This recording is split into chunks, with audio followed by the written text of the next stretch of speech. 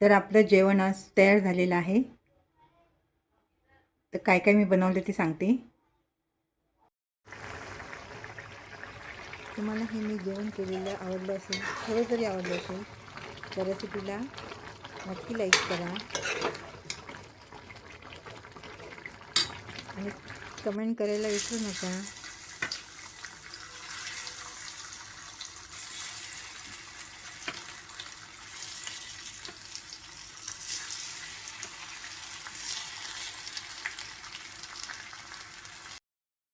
तर आज मी बनवला आहे, भात बनवलं आहे, चपात्या बनवलेल्या आहेत, तिखट डाळ बनवलेली आहे,